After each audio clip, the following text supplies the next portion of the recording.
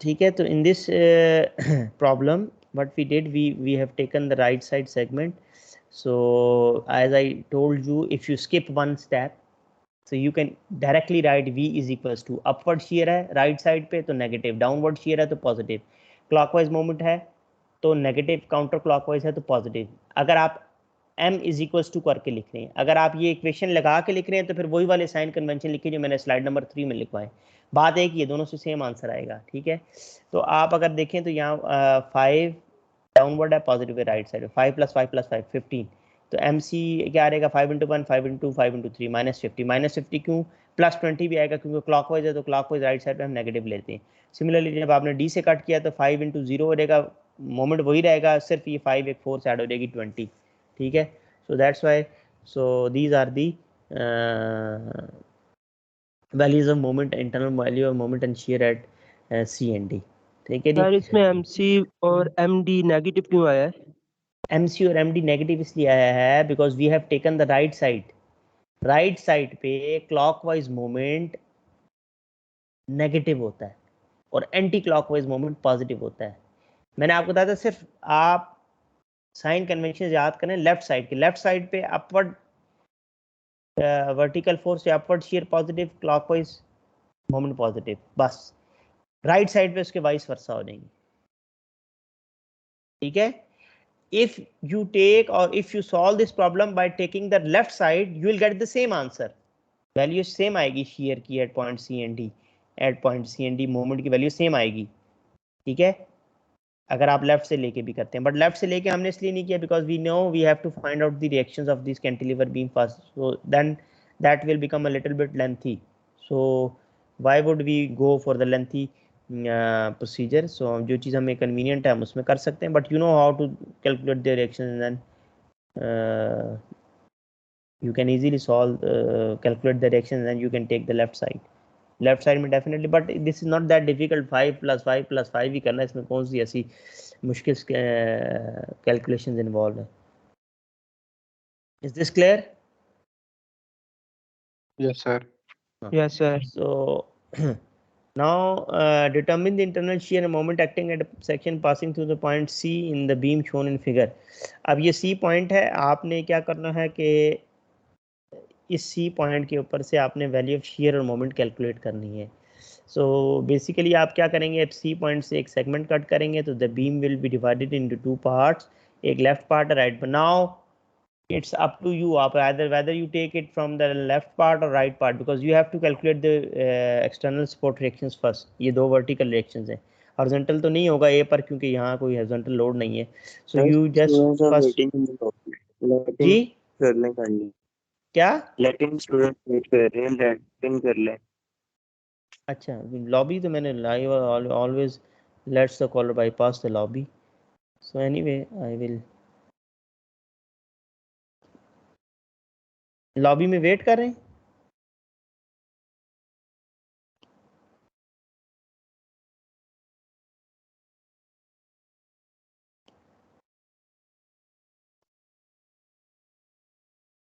नहीं, लॉबी में तो कोई भी वेट नहीं कर रहा. क्या कह रहे हैं आप भाई? वो कह रहे हैं मतलब लेटिन करवाओ, लेटिन करवाओ. क्या करवाओ? लेटिन करवाओ, लॉबी में है वो. यार मैंने तो सेटिंग ऐसी की है, उनको कहो जो बाद में मैंने ज्वाइन किया उसमें मैंने लिखा है always lets caller bypass the lobby. मैंने तो कोई ऐसी ऑप्शन नहीं दी जिसमें वो लॉबी, और मुझे लॉबी शो भी नहीं हो रही. मुझे तो वेटिंग इन लॉबी कोई भी नहीं आ रहा. मेरे पास तो 45 अटेंडीज आ रहे हैं और तो कोई लॉबी नहीं मेरे पास शो हो रही. मुझे तो कोई नहीं यहाँ शो हो रही, ना कोई मुझे रिक्वेस्ट आ रही है कि मुझे इन करें.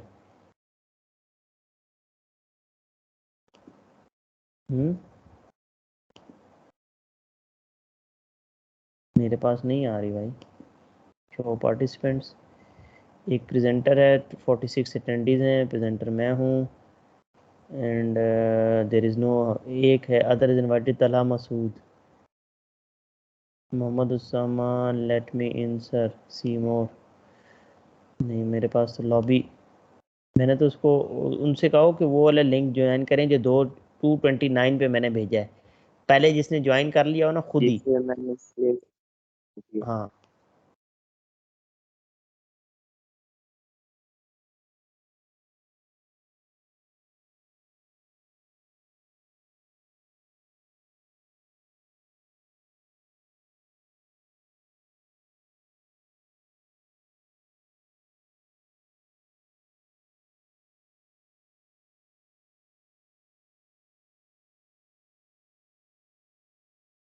मुझे नहीं कोई शो हो रहा भाई लॉबी में। लॉबी आई नहीं रही मेरे पास, मैंने उसको तो बाईपास कर दिया लॉबी को।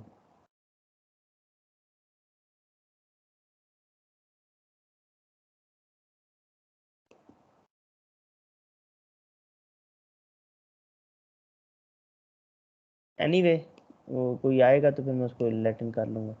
सो in this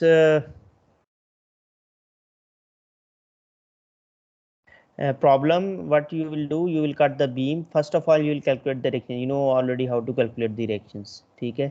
So reactions are 30 and 60, just you have to convert that triangular load into point load, and then similarly or as you know how to calculate the reactions. So the reactions are upward by है 60 kilonewton और ay है 30 kilonewton. Now what you will do, you will cut a beam from C. अच्छा इसमें ये है थोड़ा सा, अगर आप देखें अगर आप राइट पार्ट लेंगे तो then there will be a trapezoidal, और अगर लेफ्ट पार्ट लेंगे तो एक ट्रायंगल बनेगी। तो ट्रेपेजाइडल से अगर आप लेके करेंगे ना तो that is a little bit difficult, क्योंकि आपको पहले एक रेक्टेंगुलर लोड बनाना पड़ेगा यूडीएल, और फिर आपके पास एक ट्रायंगुलर लोड बनाना पड़ेगा, ठीक है। सो लेफ्ट पार्ट से लेके करें तो that is an easy job. उसमें आप लेफ्ट से लेके किया, सी पे कट किया, आप देखें आपने सी पे कट किया, so you know this point is 20 and the total length is 9, and this small triangle which you will make after cutting, so you don't know this point, ये इसका ऑर्डिनेट वर्टिकल ऑर्डिनेट जिस तरह ये 20 है ना, ये आप इसको लेट दिस बी x, तो आप इसको फाइंड आउट कर सकते हैं 20/9 x/3, तो आपके पास इस पॉइंट की वैल्यू आ जाएगी in terms of this one, x की फॉर्म में ये आ जाएगी 3/9 × 20, इस पॉइंट की value, you need this point. फिर आप क्या करेंगे, फिर इस पॉइंट लोड को आपने लेफ्ट साइड के साइन कन्वेंशन डाले, आपने इस पॉइंट को यू नो दिस पॉइंट 3/9 × 20, वो कैसे आया, by comparing similar triangles like this 20/9, let this be x/3, तो x/3 20/9, तो 3/9 × 20 हो गया ना, वही वहाँ लिखा हुआ है, ठीक है। ये आपके पास ये वाले पॉइंट की वैल्यू आ गई। अब आपने इसको पॉइंट को फिर इस ट्रायंगल लोड को आपने किस में कन्वर्ट करना है, पॉइंट लोड में। वो कैसे करेंगे, half into base into height, half into 3 × 3/9 × 20, ये आपने किया तो ये 10 आ गया। और ये एक्ट कहाँ करेगा, 1/3 स्टॉप पॉइंट से और 2/3 स्टॉप, यानी कि 1/3 का मतलब है 1 यहाँ और 2 इस तरफ। तो आपने अब शेयर इक्वेशन लिखनी है, सिमिलरली लेफ्ट साइड पे अपवर्ड पॉजिटिव होता है, 30 - 10 = 20, ये आंसर आ गया। अब मोमेंट इक्वेशन लिखनी है आपने सी पॉइंट के अबाउट, तो क्या होगा, आपने क्या करना है, 30 × 3 क्लॉकवाइज है पॉजिटिव, और ये काउंटर क्लॉक 10 × 1, ठीक है, 10 × 1 एंड 30 × 3, यानी कि ये आ जाएगा 80। वो 13 × 3 क्लॉकवाइज है, लेफ्ट साइड पे क्लॉकवाइज पॉजिटिव होता है, 90 हो गया, 90 - 10 80, 80 आपके पास आंसर आ गया। That's the answer. Is this clear?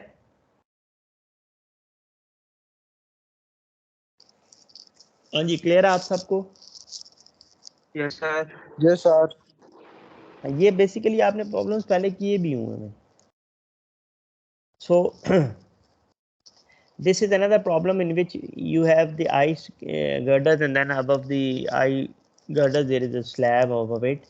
इसमें basically load transfer mechanism important है, बाकी प्रॉब्लम सेम है। आपने सी के ऊपर internal value of share and moment find out करनी है, ठीक है। अब इसमें क्या होता है, बेसिकली ये देखें, ये आप येलो कलर के जो आपको आई गर्डर नजर आ रहे हैं, बेसिकली आपका लोड लग रहा है 40 यहाँ। अब ये मेन बीम है ए बी, ठीक है। इसका लोड ट्रांसफर मैकेनिज्म क्या होता है, बेसिकली जो 40 लग रहा होता है ये इन दो गटर्स पे आएगा, इस वाले येलो पे और इस पे। इसको सेम कितना लोड आएगा, सिमिलरली जिस तरह आप रिएक्शंस कैलकुलेट करते हैं, ठीक है, रिएक्शंस कैलकुलेट करते हैं ना, RA RB, आपने दो रिएक्शंस कैलकुलेट करने हैं, लेट दीज रिएक्शंस बी 28 12, यानी कि यहाँ इस जगह पे इस पे 28 आएगा, इस पे 12 आएगा। ये रिएक्शन इस येलो वाले गर्डर के ऊपर एक लोड एक्ट करेगा 20, यानी कि 28 और 12, 28 डाउनवर्ड 28। ये येलो वाला रिएक्शन का एग्जैक्टली जो पॉइंट लोड होगा वो इस वाले लोड का रिएक्शन होगा इसकी डाउनवर्ड पे। तो ये इसका लोड ट्रांसफर मैकेनिज्म बनता है, ये देख लें, ये लिखा हो 28 12, फिर ये इसका लोड, ये इसका रिएक्शन। अल्टीमेटली ये लोड है ना, ये एग्जैक्टली उन पॉइंट्स के ऊपर जहाँ ये येलो वाले हैं, ये 28 और 12 इस तरह ही पॉइंट लोड बन के आ रहेंगे। बाकी प्रॉब्लम सेम उसी तरह है।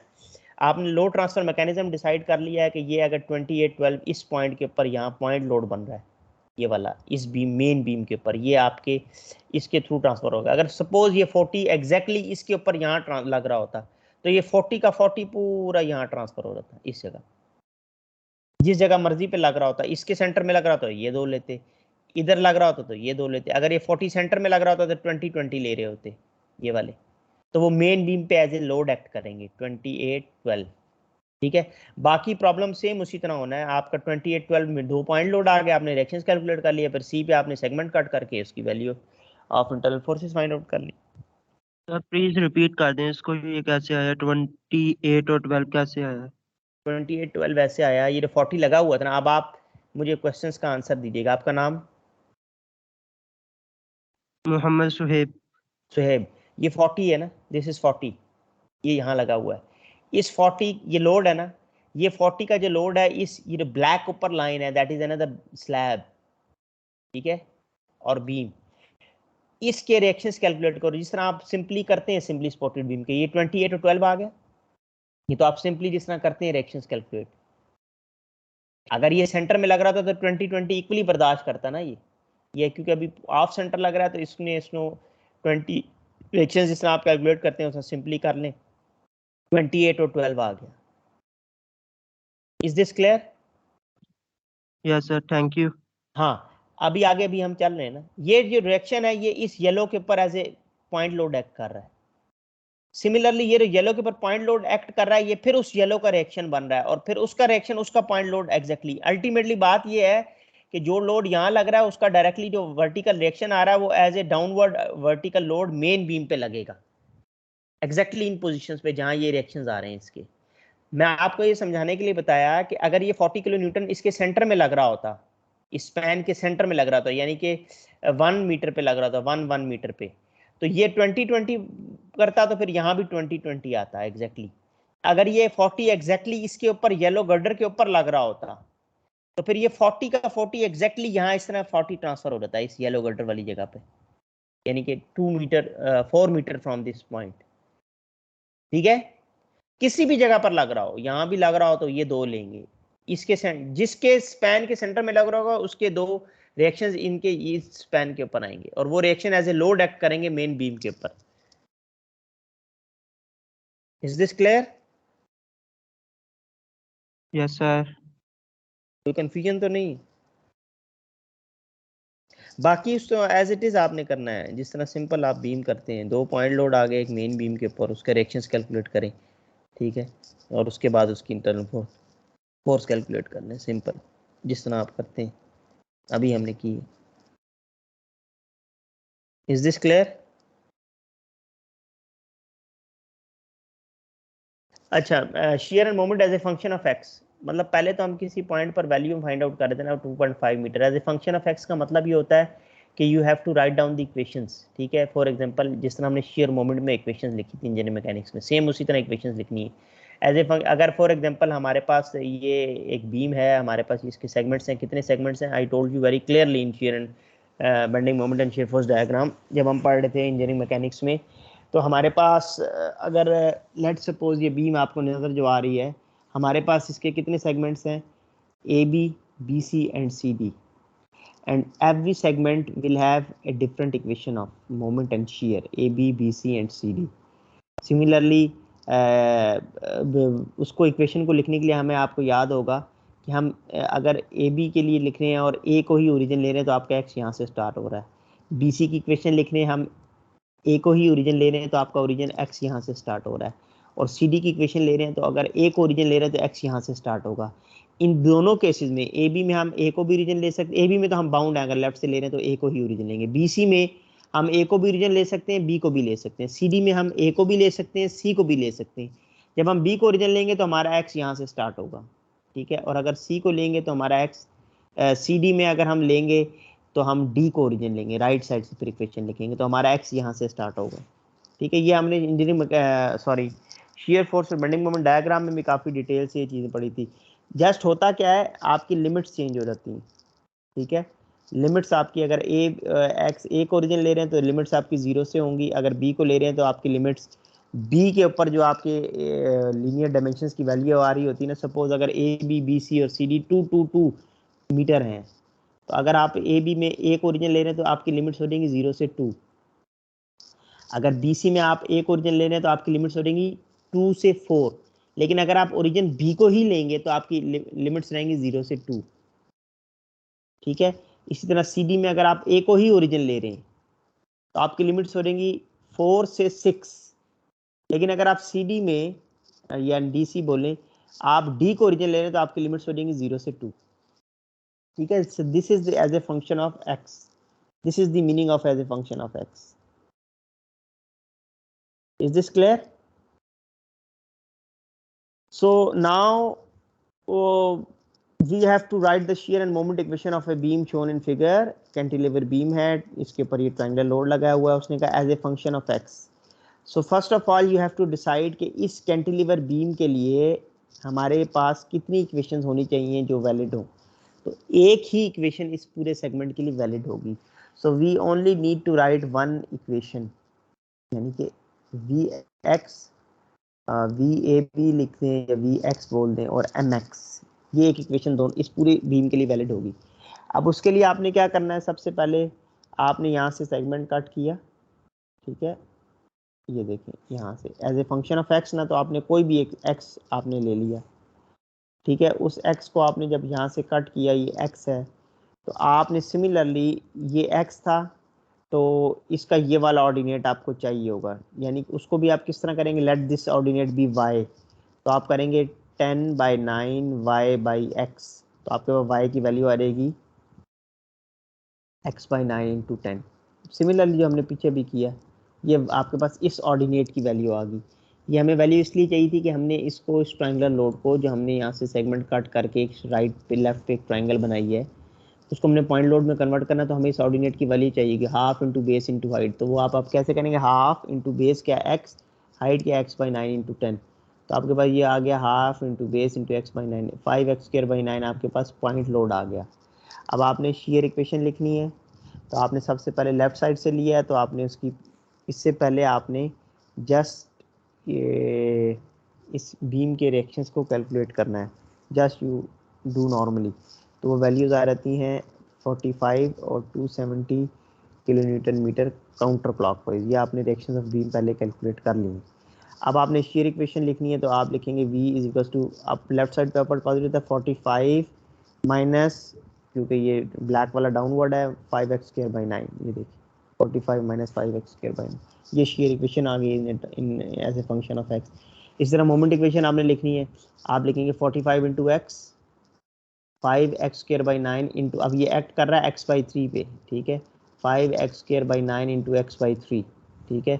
और ये काउंटर क्लॉकवाइज है, लेफ्ट साइड पे काउंटर क्लॉकवाइज नेगेटिव होता है, तो that's why you see minus 5x²/9 into x/3 plus 45x इसलिए लिखा है क्योंकि लेफ्ट साइड पे क्लॉकवाइज पॉजिटिव होता है और काउंटर क्लॉकवाइज नेगेटिव होता है, और माइनस 270 इसलिए लिखा है कि लेफ्ट साइड पे काउंटर क्लॉकवाइज नेगेटिव होता है। तो ये आपके पास मोमेंट इक्वेशन आ गई, ये शेयर इक्वेशन आ गई। तो आपके पास ये दोनों चीज़ें as a function of x, you have calculated all those moment and shear equations, ठीक है जी। Is this clear? सर ये मोमेंट किस पॉइंट के अराउंड लिया हमने? हाँ, मोमेंट किस पॉइंट के अराउंड लिया है आपने? मोमेंट आपने लिया है, ये देखिए यहाँ से x कट किया ना, तो इस पॉइंट के अबाउट लिया, ये वाला, ये जहाँ मेरा कर्सर आपको ना, जहाँ हमने ये 3 इंटरनल शेयर्स दिखाई हैं, इस पॉइंट के अबाउट मोमेंट ली। देखें शेयर इक्वेशन क्या होती है, sum of all the vertical forces to other side of the section, sum of all the moments to other side of the section, ठीक है। इस पॉइंट के अबाउट लिया ये वाला, कि जहाँ से हमने सेगमेंट कट किया, एक्स यहाँ एंड हो रहा है। Okay sir. So this is another problem. उसने कहा determine the shear moment equation as a function of x in the figure. अब उसने खुद सेगमेंट काट के दे दिए हैं। अब देखें प्रैक्टिकली इस बीम के लिए हमारे पास कंट्रोल पॉइंट्स कौन कौन से होते हैं। कंट्रोल पॉइंट्स वो होते हैं जहाँ लोड की कंटिन्यूटी चेंज हो, सपोर्ट आए, या कोई पॉइंट लोड एक्ट कर रहा हो, तो वो आपके कंट्रोल पॉइंट्स होते हैं। उन कंट्रोल पॉइंट से हम सेगमेंट्स डिसाइड करते हैं। सपोज अगर इस बीम में हम देखें तो हमारे पास एक कंट्रोल पॉइंट ये है, दूसरा कंट्रोल पॉइंट ये है, तीसरा कंट्रोल पॉइंट ये है। यानी कि आप अगर प्रैक्टिकली इसकी सेगमेंट्स लिखने हैं तो आपके पास ए बी सी 2 सेगमेंट्स में आपकी इसकी इक्वेशंस कंप्लीट हो जाएंगी। But in the problem he has given us these segments already कि आप x1 ये ले लें, x2 ये ले लें और x3 ये ले लें। x2 भी उसने वैसे ही दे दिया, उसको ज़रूरत नहीं थी x1 और x2 की इक्वेशन सेम होनी है, उसने खुद दे दिया। But you don't need to do that, समझाने के लिए उसने बस सिर्फ बताया। आपने क्या करना, सबसे पहले इसके रिएक्शंस कैलकुलेट करने, या आपने रिएक्शंस के कैलकुलेट कर लिए।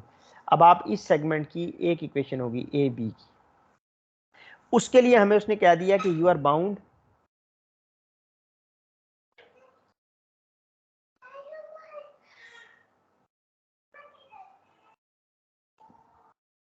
excuse me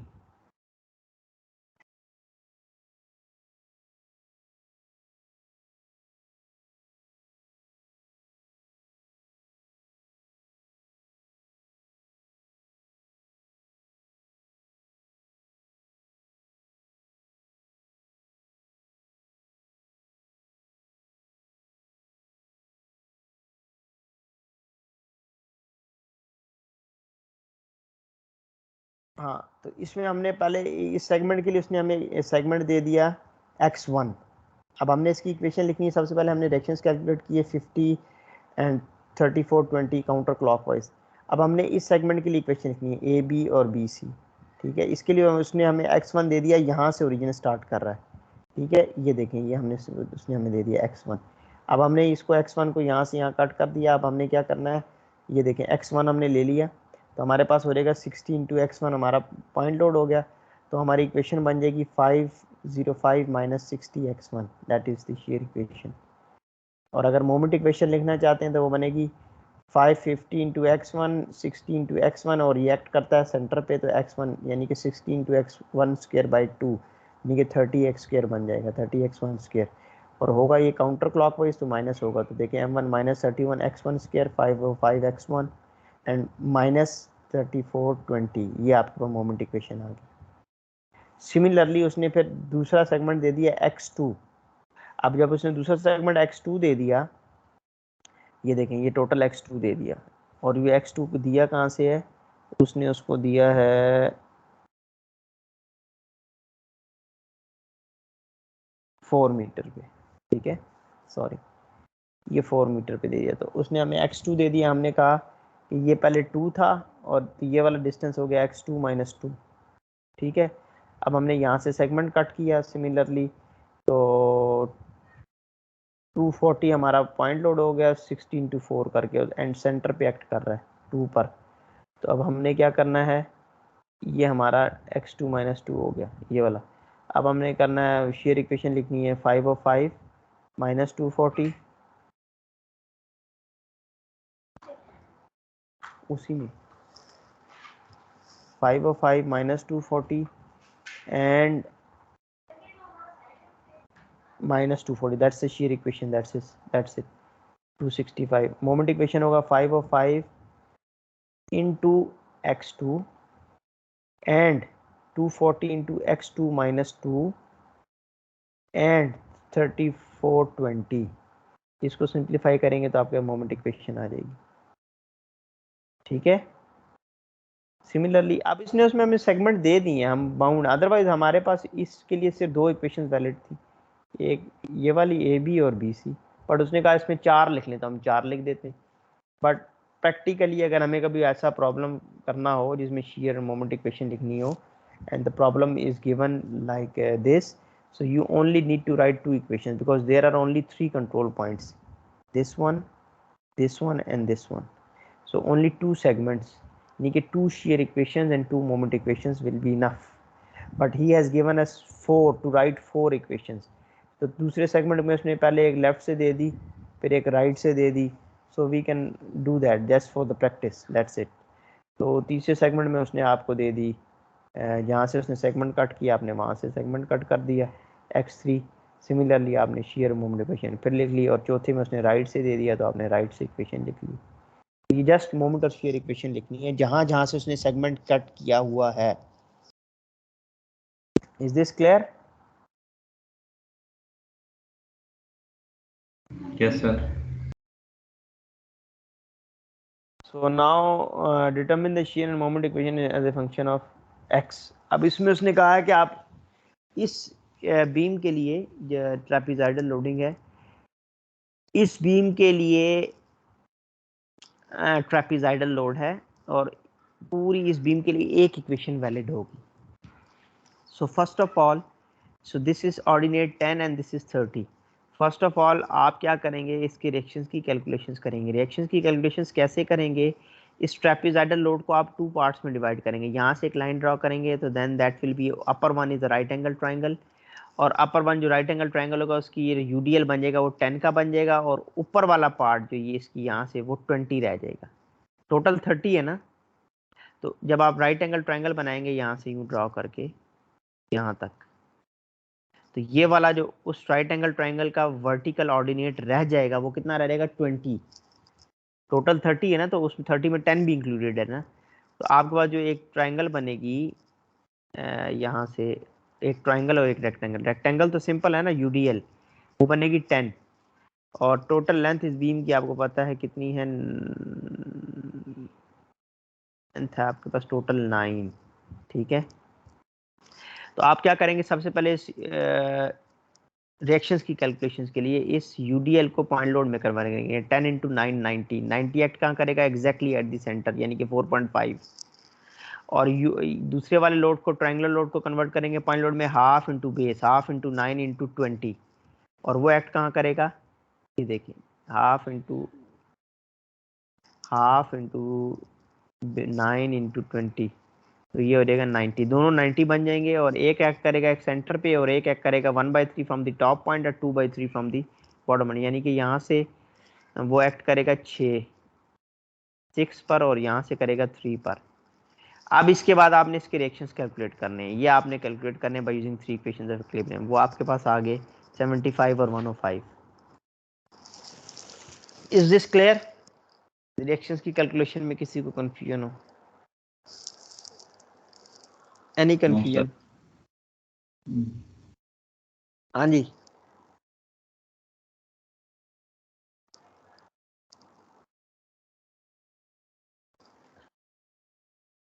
क्लियर है? Yes sir.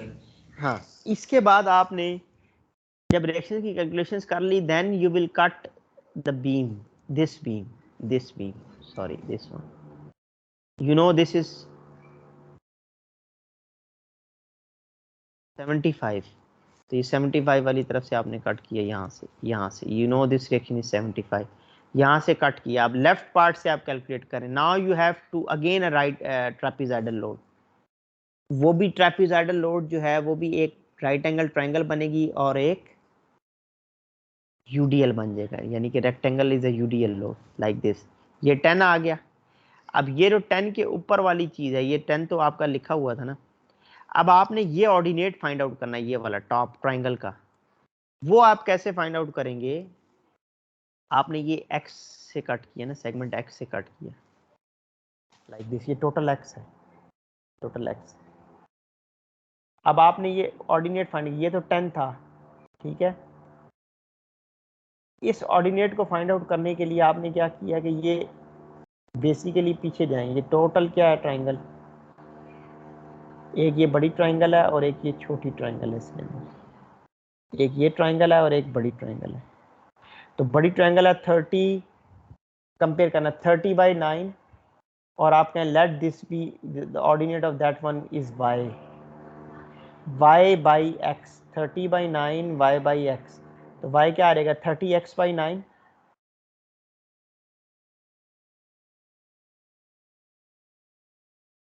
सॉरी 30 नहीं होगा, 20 होगा, क्योंकि ये उस वाला ऑर्डिनेट 10 को मिला के ना, तो ये 20 था ना, तो ये बड़ी ट्राइंगल का 20/9 इंटू y/x ये वाली ट्राइंगल बन जाएगी।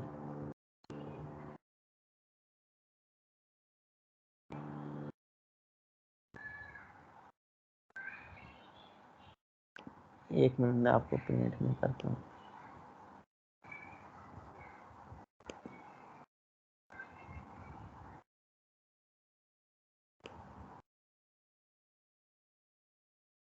हाँ यहाँ ये देखिए, ये इस तरह की ट्राइंगल बनी। आपको ये पेंट नजर आ रहा है? मैं पेंट शेयर करता हूँ आपसे। शेयर,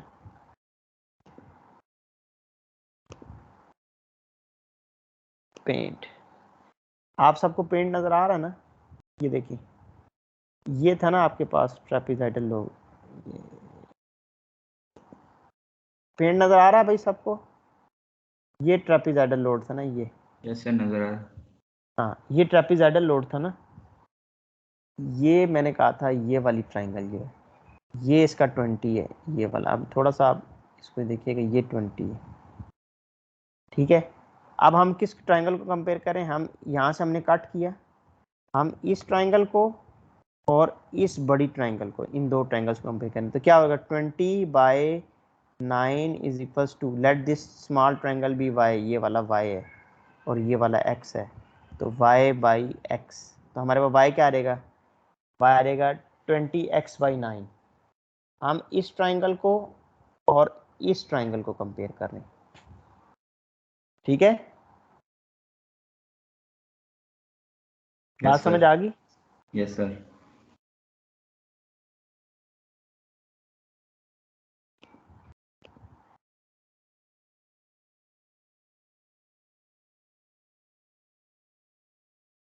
ठीक है, हम इस ट्राइंगल को और इस स्मॉल ट्राइंगल, तो हमारे पास जब हमने कंपेयर किया तो देन वील गेट, ये देखें 20, ये हमारे पास ये वाला ऑर्डिनेट आ गया,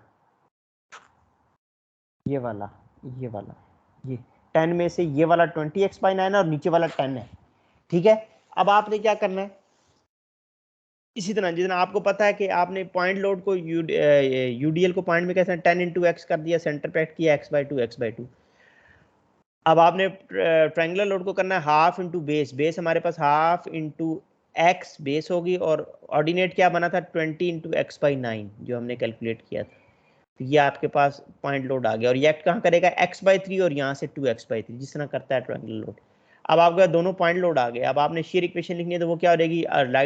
लेफ्ट साइड पे अपवर्ड शेयर पॉजिटिव होती है, तो 75 माइनस 10x माइनस, इसको आप कैलकुलेट कर लें, ये बन जाएगा 10x²/9, ठीक है। 10x²/9 कर दें तो 10x²/9, 10/9 1.1, ये देखें 75 माइनस 10x माइनस 1.1 x², ये आपका शेयर इक्वेशन है। अब मोमेंट इक्वेशन लिखनी है, 75 इंटू एक्स क्लॉकवाइज है, लेफ्ट साइड पे क्लॉकवाइज प्लस, ठीक है, 75 इंटू एक्स माइनस, ये दोनों आप काउंटर क्लॉकवाइज करेंगे, 10x इंटू x/2 यानी कि 10x into x/2 5x² minus 5x², फिर ये वाला 1/2 इंटू 20 इंटू यानी कि 1.1 x² था ना, 1.1 x² इंटू x/3 यानी कि 1.1 x² into x/3 this distance, तो ये हो जाएगा -0.37 x³। ये आपके पास मोमेंट इक्वेशन आ गई ट्रापेजोइडल लोड के लिए। Is this clear? Yes sir. Yes भाई any confusion to anyone?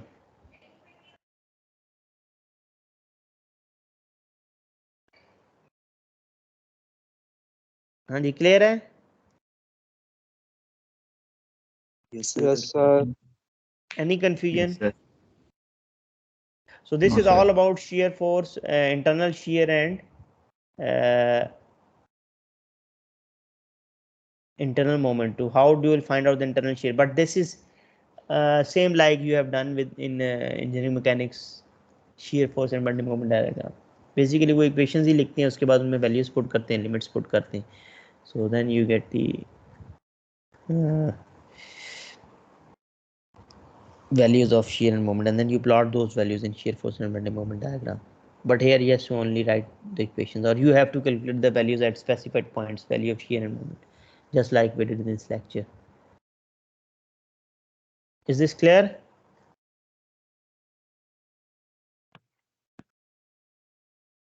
Yes, sir. Any confusion? Any question from this lecture to anyone? Hanji, you may ask.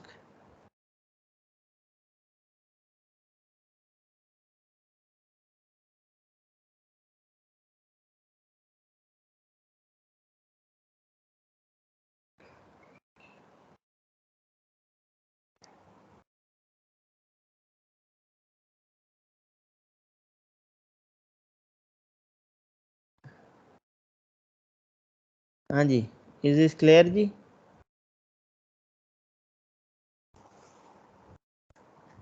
सी यार मुझे अटेंडेंस जो है ना 46 की काइंडली भेज दें, मैं डाउनलोड भी कर लेता हूँ. ठीक है, thank you. Sir, majority of the students are waiting in lobby. यार मुझे तो कोई भी लॉबी में नहीं शो हो रहा. आई कांट, मतलब I did not see in the lobby. मुझे तो लॉबी शो ही नहीं हो रही, बिकॉज मैंने लॉबी वाली ऑप्शन ही, मैंने आपको पहले भी बताया कि वो बंद कर दी हुई थी. मैंने कहा था आपको लॉबी में वो करने की ज़रूरत नहीं है.